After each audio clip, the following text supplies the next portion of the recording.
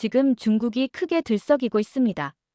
한 유명 기자가 생방송 도중 예상치 못한 발언을 내뱉으며 논란을 일으킨 건데요. 그는 한국의 취재 환경과 중국의 현실을 비교하며 충격적인 사실을 폭로했습니다. 방송이 나간 직후 중국 네티즌들은 강한 반응을 보였고, 해당 영상은 SNS와 다양한 미디어를 통해 빠르게 확산되고 있습니다. 심지어 중국 정부까지 긴급하게 대응에 나선 것으로 알려졌는데요. 과연 이 기자가 한국에 대해 어떤 발언을 했길래 이렇게 엄청난 파장이 일어난 걸까요? 오늘의 이야기 지금 시작하겠습니다. 영상 시작 전 구독과 좋아요 꼭 눌러주세요. 안녕하세요. 저는 중국 최고의 경제 기자 장웨이입니다. 지금 스튜디오에 앉아 생방송을 진행하고 있네요. 카메라의 붉은 불빛이 저를 향해 있고 수백만 명의 시청자들이 저의 말에 귀를 기울이고 있습니다. 제 목소리는 자신감으로 가득 차 있지요.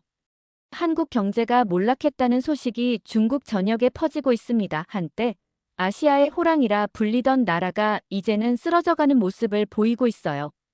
삼성과 현대 같은 기업들도 위기에 처했다는 소문이 무성하죠. 방송을 마치고 스튜디오를 나오자 제 소셜미디어 계정에는 이미 수천 개의 댓글이 달려 있었습니다. 시청자들은 한국의 몰락을 더 알고 싶어 했어요.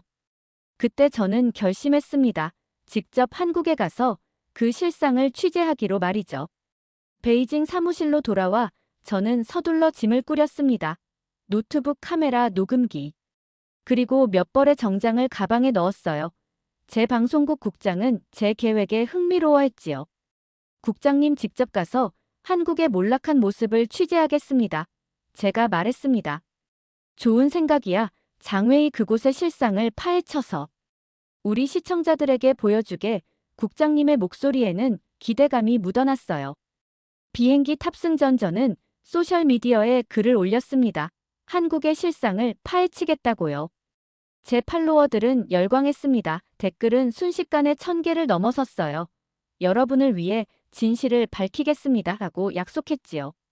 비행기 안에서 저는 한국에 대한 부정적인 뉴스 기사들을 다시 읽어보았습니다. 청년 실업률 상승, 부동산 시장 침체, 수출 감소 등의 내용이었어요. 제 머릿속에는 이미 한국의 모습이 그려져 있었습니다. 텅 빈 거리, 문을 닫은 상점들, 침울한 표정의 사람들, 이런 모습을 카메라에 담을 준비가 되어 있었지요. 비행기가 서서히 하강하기 시작했습니다. 창밖으로 서울의 야경이 보였어요. 예상과 달리 도시는 밝게 빛나고 있었습니다. 이것은 제가 상상했던 몰락한 도시의 모습과는 달랐지요. 하지만 저는 이것이 표면적인 모습일 뿐이라고 생각했습니다. 진짜 모습은 내일부터 시작될 취재에서 드러날 거라 확신했어요. 인천국제공항에 발을 딛는 순간 저는 첫 번째 충격을 받았습니다. 상상했던 것과는 전혀 다른 광경이 펼쳐졌어요. 깨끗하고 현대적인 공항의 모습. 질서정연하게 움직이는 사람들, 최첨단 시설들이 제 눈앞에 있었죠. 이곳이 정말 경제가 무너진 나라의 관문인가요? 입국 수속은 놀라울 정도로 빠르고 효율적이었습니다. 얼굴 인식 시스템과 자동화된 입국 절차는 중국의 어느 공항보다 진보된 모습이었어요. 직원들은 친절했고 영어와 중국어로 능숙하게 응대했지요. 공항에서 시내로 향하는 공항철도에 올랐습니다. 열차는 정확히 시간에 맞춰 출발했고 내부는 깨끗했어요. 창밖으로 보이는 풍경은 제가 상상했던 몰락한 국가의 모습과는 거리가 멀었습니다. 고층 빌딩들이 즐비하게 서 있었고 도로는 최신형 자동차들로 가득했지요. 서울역에 도착하자 더 큰 혼란이 저를 덮쳤습니다. 역사는 현대적이고 깔끔했으며 사람들은 분주하게 움직이고 있었어요. 모두 스마트폰을 손에 쥐고 빠르게 걸어 다녔습니다. 그들의 옷차림은 세련되었고 표정에서 경제적 어려움의 흔적을 찾기 어려웠죠. 호텔로 가는 택시 안에서 저는 운전기사와 대화를 시도했습니다. 한국 경제가 어렵지 않냐고 물었지요. 어렵긴 뭐가 어려워요. 항상 그렇듯 바쁘게 살아가는 거죠. 물가가 좀 올랐지만 다른 나라들도 마찬가지 아닌가요? 운전기사의 답변은 제가 예상했던 것과 달랐습니다. 그는 오히려 중국에 대해 물었어요. 중국은 요즘 어때요? 여전히 빠르게 성장하고 있나요? 저는 어색하게 웃으며 대답했습니다. 네, 우리도 열심히 살고 있습니다. 호텔 창문을 통해 바라본 서울의 밤은 화려했어요. 강남의 고층 빌딩들은 빛으로 가득했고, 거리는 여전히 활기찼습니다. 이것이 경제가 무너진 도시의 모습인가요? 저는 혼란스러웠죠. 노트북을 열고 내일의 취재 계획을 점검했습니다. 제가 가져온 자료와 현실 사이의 괴리감이 너무 컸어요. 하지만 저는 아직 서울의 표면만 본 것이라고 스스로를 위로했습니다. 내일은 더 깊이 들어가 봐야겠다고 생각했지요. 분명 어딘가에는 제가 찾는 경제 몰락의 증거가 있을 거라고요. 잠들기 전 저는 중국 동료들에게 짧은 메시지를 보냈습니다. 첫인상은 예상과 달라요. 더 깊이 파고들겠습니다. 무언가 이상했지만 아직은 결론을 내리기 이른 시점이었어요. 내일은 분명 다른 모습을 볼 수 있을 것이라 기대했습니다. 이른 아침 저는 취재를 위해 서울 곳곳을 돌아다니기 시작했습니다. 첫 번째 목적지는 명동이었어요. 중국 매체들은 이곳이 한국 경제 침체의 대표적 현장이라고 보도했죠. 하지만 제 눈앞에 펼쳐진 광경은 전혀 달랐습니다. 거리는 사람들로 북적였고 상점들은 문을 활짝 열고 손님들을 맞이하고 있었어요. 쇼핑몰 안으로 들어가 보니 많은 사람들이 물건을 구경하고 있었습니다. 그들의 손에는 쇼핑백이 들려 있었지요. 중국 관광객들도 눈에 띄게 많았습니다. 한 중국인 가족이 값비싼 화장품을 대량으로 구매하는 모습이 보였어요. 이들에게 왜 한국 제품을 구매하는지 물어보았습니다. 품질이 좋고 디자인도 세련되었잖아요. 한국 제품은 여전히 중국에서 인기가 많답니다. 한 중년 여성이 자랑스럽게 대답했습니다. 다음으로 강남역 주변을 살펴보았습니다. 여기야말로 한국의 경제적 중심지였지요. 고층 빌딩들과 현대적인 사무실 건물들이 즐비했어요. 점심시간이 되자 정장 차림의 직장인들이 거리로 쏟아져 나왔습니다. 식당들은 순식간에 사람들로 가득 찼지요. 저는 한 유명 카페에 들어갔습니다. 내부는 세련된 디자인으로 꾸며져 있었고 모든 좌석이 거의 차 있었어요. 노트북을 사용하며 일하는 사람들, 회의를 하는 비즈니스맨들, 이야기를 나누는 젊은이들로 활기가 넘쳤죠. 저는 아메리카노 한 잔을 주문했습니다. 가격이 5,000원이었어요. 중국의 고급 카페와 비슷한 수준이었지요. 커피를 마시며 주변을 둘러보았습니다. 사람들의 표정에서 경제적 어려움의 징후를 찾을 수 없었어요. 그들은 웃고 이야기하며 여유로운 시간을 보내고 있었습니다. 저는 노트북을 열고 취재 내용을 정리하기 시작했지요. 무언가 이상했습니다. 제가 찾으려던 경제 몰락의 증거는 어디에도 보이지 않았어요. 오후에는 지하철을 타고 홍대 지역으로 이동했습니다. 젊은이들의 거리라고 알려진 이곳은 더욱 활기찼어요. 독특한 패션을 한 대학생들이 거리를 가득 메웠고 소규모 상점과 레스토랑은 손님들로 붐볐습니다. 거리 공연을 하는 뮤지션들, 주변에는 구경꾼들이 모여들었지요.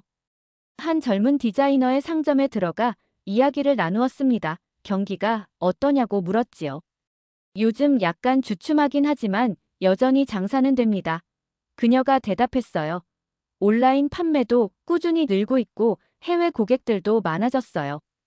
특히 중국 고객들이 저희 디자인을 많이 좋아하시더라고요. 저녁이 되자 한강공원으로 향했습니다. 강변에는 운동하는 사람들, 가족 단위의 피크닉 데이트를 즐기는 연인들로 가득했어요. 한 가족이 텐트를 치고 즐겁게 식사를 하고 있었습니다. 그들은 웃음소리가 끊이지 않았죠. 숙소로 돌아오는 길에 저는 혼란스러웠습니다. 하루 종일 서울을 돌아다녔지만 경제 몰락의 징후는 찾을 수 없었어요. 오히려 활기차고 번영하는 도시의 모습만 보였지요. 제가 알고 있던 한국의 이미지와 직접 보는 현실 사이에는 큰 괴리가 있었습니다. 뭔가 이상했어요. 저는 더 깊이 파고들어야 할 필요성을 느꼈습니다.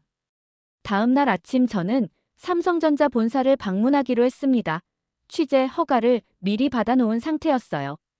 수원에 위치한 거대한 캠퍼스에 도착하자 웅장한 건물들이 제 눈앞에 펼쳐졌습니다. 중국 기자라는 신분증을 폐용하고 로비에 들어서자 안내원이 친절하게 맞이해 주었죠. 삼성 홍보팀의 김 부장이 저를 안내해 주기로 했습니다. 그는 유창한 중국어로 대화를 이어나갔어요. 저는 중국 뉴스에서 삼성이 위기에 처했다는 보도가 있었다고 언급했습니다. 김 부장의 표정이 잠시 굳었지요. 그런 보도가 있었군요. 하지만 실제 상황은 다릅니다. 저희는 지난 분기에도 영업이익이 증가했습니다. 김 부장이 자신감 있게 대답했어요. 그는 저를 최첨단 연구소와 생산시설로 안내했습니다.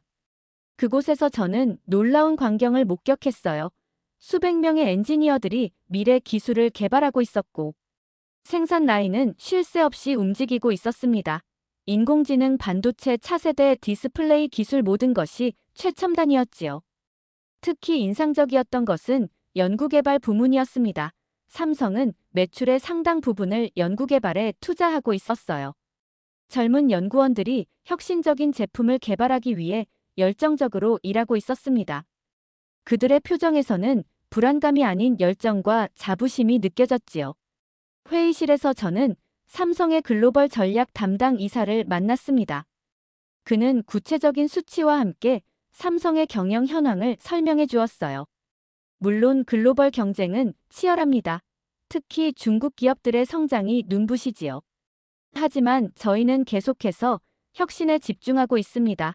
품질과 기술력으로 경쟁하려고 해요. 이사는 자신감 있게 말했습니다. 점심을 마친 후 저는 현대자동차 연구소로 이동했습니다.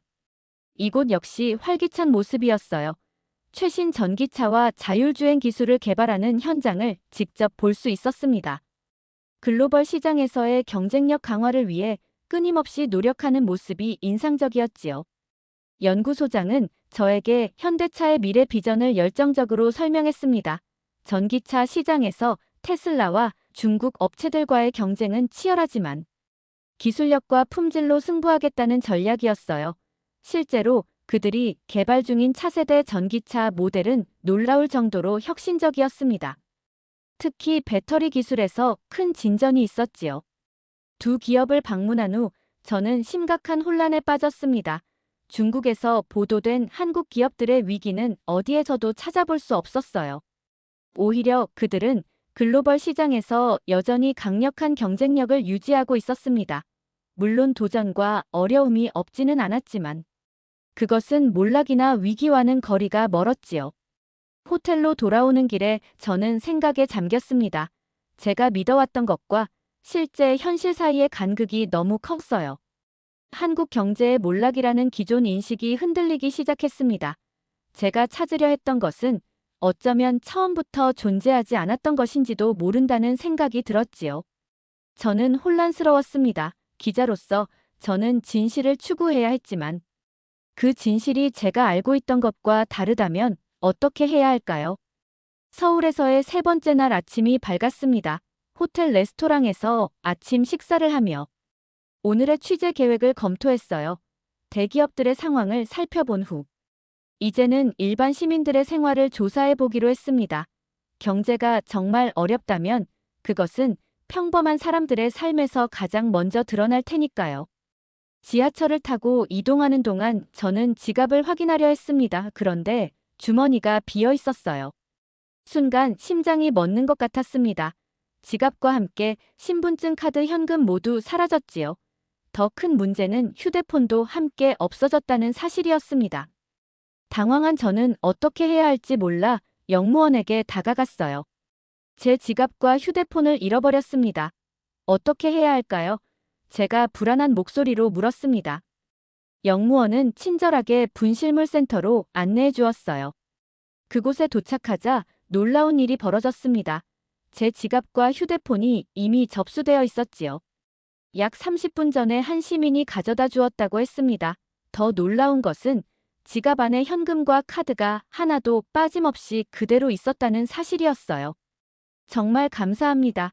제가 감격스러운 목소리로 말했습니다. 이런 일은 서울에서 흔한 일이에요. 대부분의 분실물은 원래 주인에게 돌아갑니다. 영무원이 웃으며 대답했어요. 점심시간이 되어 저는 작은 식당에 들어갔습니다.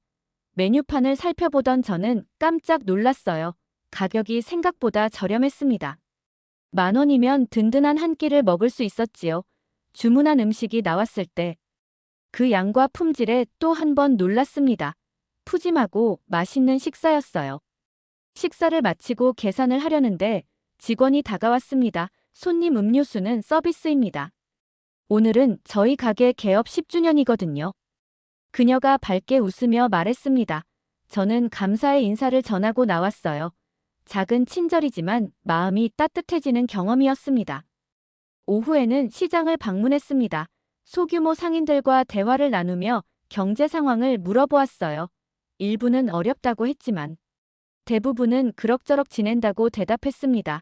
특히 인상적이었던 것은 그들의 긍정적인 태도였지요. 힘들 때도 있지만 우리는 항상 이겨냈어요. 한 상인이 말했습니다. 우리 한국인들은 어려움 속에서도 길을 찾는 법을 알지요. 저녁이 되어 숙소로 돌아가기 위해 택시를 탔습니다. 기사님과 대화를 나누던 중 제가 중국 기자라는 사실을 알리자 그는 매우 흥미로워했어요. 중국에 대해 많이 들었습니다. 언젠가 꼭 가보고 싶어요. 그가 말했죠. 택시에서 내리며 저는 지갑을 찾으려 했습니다. 그런데 계산한 후에도 거스름 돈을 받지 못했다는 사실을 깨달았어요. 다시 한번 당황했습니다. 그런데 택시가 갑자기 돌아왔습니다. 기사님이 창문을 내리고 저를 불렀지요. 손님 거스름돈을 안 받고 가셨네요. 여기 18,000원입니다. 그가 웃으며 말했습니다. 저는 그날 저녁 호텔방에 누워 많은 생각을 했습니다. 하루 동안 경험한 한국인들의 정직함과 친절함이 깊은 인상을 남겼어요. 이것이 경제적으로 몰락한 나라의 모습일까요? 사람들의 표정과 행동에서 저는 오히려 자신감과 따뜻함을 느꼈습니다. 무언가가 맞지 않았지요. 제가 알고 있던 한국과 직접 경험하는 한국은 너무나 달랐습니다. 기자로서 저는 이 괴리에 대해 깊이 생각해보지 않을 수 없었어요. 서울에서의 넷째 날 아침 저는 깊은 고민에 빠졌습니다. 지금까지의 취재 결과는 제가 기대했던 것과 완전히 달랐어요. 한국 경제의 몰락을 증명하기 위해 왔지만 오히려 그 반대의 증거들만 발견하고 있었지요. 기자로서 저는 어떻게 해야 할까요? 사실을 있는 그대로 보도해야 할까요? 아니면 제가 원래 의도했던 방향으로 이야기를 꾸며내야 할까요? 노트북을 열고 지금까지 취재한 내용을 정리했습니다. 활기찬 거리 경쟁력 있는 기업들, 친절하고 정직한 시민들. 이 모든 것이 제가 원래 알고 있던 한국의 이미지와 충돌했어요. 중국에서는 이미 한국 경제의 몰락이 기정사실처럼 받아들여지고 있었습니다. 만약 제가 진실을 그대로 보도한다면 어떤 반응이 있을까요? 시청자들이 저를 한국의 세뇌당한 기자라고 비난하지는 않을까요? 카페에 앉아 커피를 마시며 저는 SNS에 올라오는 중국 네티즌들의 반응을 살펴보았습니다. 한국에 대한 부정적인 댓글들이 넘쳐났어요. 그들은 이미 한국의 몰락을 사실로 받아들이고 있었습니다. 일부는 저의 취재에 큰 기대를 표시하며 한국의 참상을 낱낱이 보여달라고 요구하고 있었지요. 저는 베이징 사무실의 편집장에게 전화를 걸었습니다. 지금까지의 취재 내용을 간략히 설명하려 했어요. 하지만 편집장은 제 말이 채 끝나기도 전에 말을 끊었습니다. 장외의 너무 깊이 생각하지 마. 우리가 원하는 건 한국 경제의 몰락 증거야. 그게 시청자들이 보고 싶어 하는 거고, 그게 중국의 이익에도 부합하는 거야. 편집장의 말에 저는 말문이 막혔습니다. 진실보다 시청률과 정치적 이익이 중요하다는 뜻이었지요. 통화를 마친 후 저는 더 큰 혼란에 빠졌어요. 기자로서 저의 사명은 무엇인가요?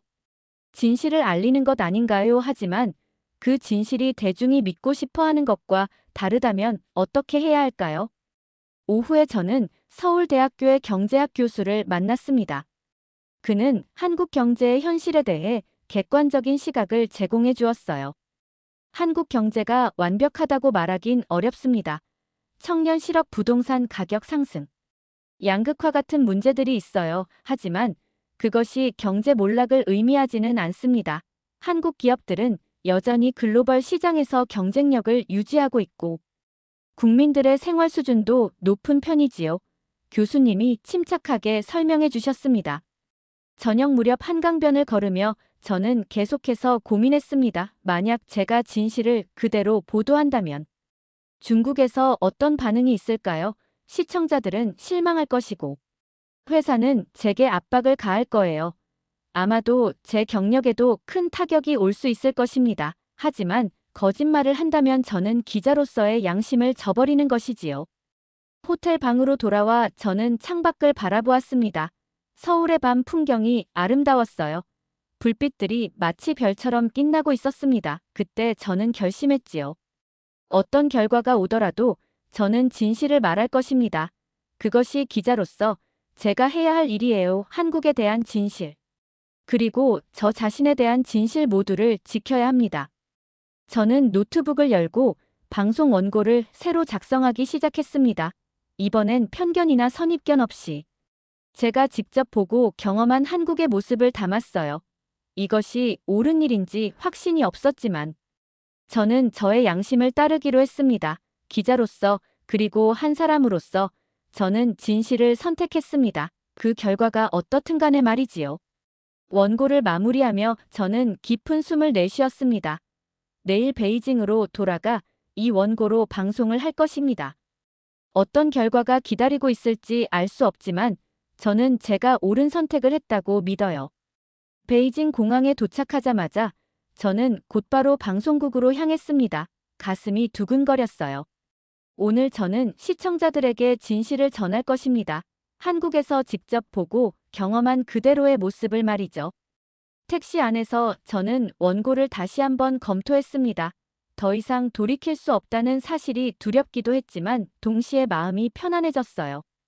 방송국에 도착하자 편집장이 저를 기다리고 있었습니다. 그는 기대에 찬 표정이었지요. 장웨이 좋은 소식 기다리고 있었어. 오늘 저녁 뉴스에 톱으로 넣을 거야. 한국 경제의 몰락 현장 직접 취재. 어때? 충격적인 내용 많이 가져왔지. 저는 천천히 깊게 숨을 들이마셨습니다. 죄송합니다. 편집장님 하지만 제가 본 한국은 몰락과는 거리가 멀었습니다. 그들의 경제는 여전히 강하고 시민들의 삶도 안정적이에요. 편집장의 표정이 순식간에 굳어졌습니다. 그는 저를 회의실로 데려갔어요. 무슨 소리야? 장웨이 우리가 원하는 건 그런 게 아니잖아. 시청자들이 기대하는 것도 그게 아니고. 네, 알고 있습니다. 하지만 저는 기자입니다. 진실을 전달하는 것이 제 임무예요. 제가 직접 눈으로 본 것을 왜곡할 수는 없습니다. 편집장은 한숨을 쉬었습니다. 그는 저를 설득하려 했지만 저는 제 결심을 굽히지 않았어요. 결국 그는 타협안을 제시했습니다. 한국 경제의 일부 문제점을 강조하고 긍정적인 면은 최소화하자는 것이었지요. 하지만 저는 그것도 거절했습니다. 제가 쓴 원고 그대로 방송하거나 아니면 저는 출연하지 않겠다고 말했어요. 마침내 편집장은 체념한 듯 고개를 끄덕였습니다. 그러나 그의 마지막 경고가 있었어요. 장웨이, 이것이 너의 경력에 어떤 영향을 미칠지 생각해봤나? 생방송이 시작되었습니다. 저는 카메라 앞에 앉았고 붉은 불빛이 켜졌어요. 수백만 명의 시청자들이 저를 보고 있었습니다. 제 심장은 빠르게 뛰었지만 목소리는 차분했어요. 시청자 여러분 안녕하십니까? 저는 지난 일주일간 한국 경제 현장을 직접 취재했습니다. 많은 분들이 한국 경제가 몰락했다고 믿고 계시지만 제가 직접 본 현실은 달랐습니다. 저는 삼성전자와 현대자동차를 방문한 경험, 서울거리에서 만난 시민들의 이야기, 그리고 제가 직접 체험한 한국의 모습을 솔직하게 전달했습니다. 한국 경제가 완벽하지는 않지만 결코 몰락했다고 볼 수 없다는 사실. 그리고 많은 영역에서 여전히 강한 경쟁력을 유지하고 있다는 점을 강조했어요. 특히 저는 지갑과 휴대폰을 잃어버렸다가 다시 찾은 경험, 택시 기사의 정직함, 시장 상인들의 긍정적인 태도에 대해 이야기했습니다. 한국인들의 따뜻함과 정직함이 저에게 깊은 인상을 남겼다고 말했어요. 우리는 종종 직접 경험하지 않은 것에 대해 쉽게 판단합니다. 하지만 진실은 우리가 직접 눈으로 보고 경험할 때에만 알 수 있습니다. 저는 이번 취재를 통해 많은 것을 배웠습니다.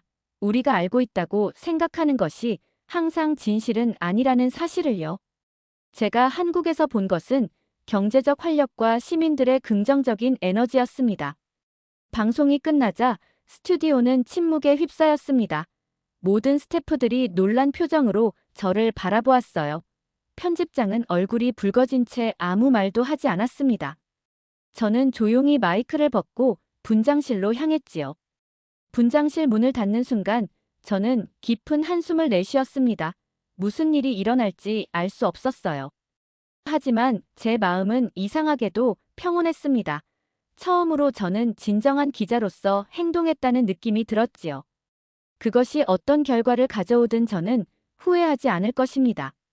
방송 다음 날 아침 저는 일찍 눈을 떴습니다. 핸드폰에는 수많은 알림이 와 있었어요. 소셜미디어는 제 방송으로 인해 폭발적인 반응을 보이고 있었습니다. 예상대로 많은 비난이 쏟아졌지요. 한국에 세뇌당했다, 중국을 배신했다 같은 댓글들이 넘쳐났어요. 하지만 놀랍게도 일부 시청자들은 저를 지지하는 메시지를 보내왔습니다. 장외인은 진정한 기자다, 사실을 그대로 전달해줘서 고맙다 같은 내용이었지요. 사무실에 들어서자 동료들의 시선이 저에게 모였습니다. 일부는 동정의 눈빛을 보냈고 또 다른 일부는 비난하는 듯한 표정이었어요. 편집장은 저를 사무실로 불렀습니다. 그의 표정은 매우 심각했지요. 장외의 높은 곳에서 연락이 왔어. 내가 방송에서 한 발언들이 우리 국가 이익에 반한다는 지적이야. 저는 침착하게 대답했습니다. 저는 단지 진실을 말했을 뿐입니다. 제가 직접 본 것을 그대로 전달했어요. 내가 한국에 너무 짧은 시간 머물러서 표면적인 것만 본 거야. 더 깊이 파고들었다면 문제점들을 발견했을 텐데, 편집장이 말했습니다. 아마도 그럴지도 모릅니다. 하지만 제가 본 것은 분명 몰락한 경제의 모습이 아니었어요. 제가 거짓말을 할 수는 없었습니다.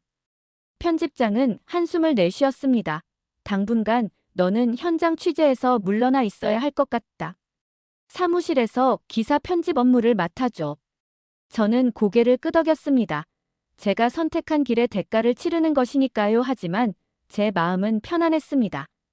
제 양심에 따라 행동했다는 사실이 저에게 위안이 되었어요. 퇴근 후 저는 한국에서 사온 작은 기념품을 책상 위에 올려놓았습니다. 서울타워 모양의 작은 장식품이었어요. 그것을 바라보며 저는 미소 지었습니다. 비록 제 경력에는 타격이 왔지만 저는 기자로서 성장했다고 느꼈지요. 몇 주가 지나자 상황이 조금씩 변하기 시작했습니다. 처음에는 비난이 주를 이루었지만 점차 제 보도의 진실성에 주목하는 사람들이 늘어났어요. 특히 젊은 시청자들 사이에서 저는 진정성 있는 기자로 인식되기 시작했습니다. 한국을 직접 방문한 중국인들이 저의 보도가 사실이라고 증언하기도 했지요. 한 달 후 편집장이 다시 저를 불렀습니다. 그의 표정은 이전보다 부드러워져 있었어요. 장외의 시청자들이 너에 대해 묻고 있어. 내가 방송에 다시 나왔으면 한다는 의견이 많아. 저는 놀라움을 감추지 못했습니다. 정말인가요? 그래, 하지만 이번에는 좀 더 균형 잡힌 시각으로 보도해야 해. 한국의 장점뿐만 아니라 문제점도 함께 보도하는 거지. 저는 미소 지었습니다. 물론입니다. 저는 항상 진실만을 말할 뿐이에요. 좋은 점도 나쁜 점도 모두 사실대로 전달하겠습니다. 책상으로 돌아온 저는 새로운 기획을 구상하기 시작했습니다. 이번에는 한국뿐만 아니라 일본, 베트남, 싱가포르 등 아시아 여러 국가들의 경제 현실을 직접 취재하는 시리즈였어요. 선입견 없이 직접 경험하고 보고 듣는 진정한 저널리즘을 실천하고 싶었습니다. 컴퓨터 화면을 바라보며 저는 깊은 생각에 잠겼습니다. 한국 취재는 저에게 단순한 업무가 아닌 기자로서의 정체성을 되찾는 여정이었어요. 때로는 진실을 말하는 것이 가장 어려운 일이지만 그것이 저널리스트의 본분임을 다시 한번 깨달았습니다. 앞으로 어떤 어려움이 닥쳐와도 저는 제가 본 것 그대로를 전달할 것입니다. 그것이 진정한 기자의 사명이니까요. 서울타워 모형을 손가락으로 만지작거리며 저는 미소 지었습니다. 인생은 때로 우리를 예상치 못한 방향으로 이끌어가기도 하지요. 한국에 대한 편견을 가지고 떠났지만 오히려 그곳에서 저는 저 자신과 저의 직업에 대한 새로운 관점을 얻었습니다. 진실은 종종 우리가 기대하는 것과 다를 수 있지만 그것을 받아들이고 전달하는 용기가 중요하다는 것을 배웠어요. 이제 저는 새로운 시작을 앞두고 있습니다. 더 나은 기자로서, 더 정직한 사람으로서의 시작을요. 오늘의 이야기는 여기까지입니다. 저는 장웨이가 기자로서 양심을 지키는 게 또 다른 좋은 모습으로 보이는데요. 오늘의 이야기를 들은 여러분의 생각을 댓글 많이 남겨주세요. 구독, 좋아요 꼭 부탁드립니다. 영상을 제작하는데 큰 힘이 됩니다. 다음에는 더 좋은 이야기로 돌아오겠습니다. 지금까지 하루튜브 김민정이었습니다. 감사합니다.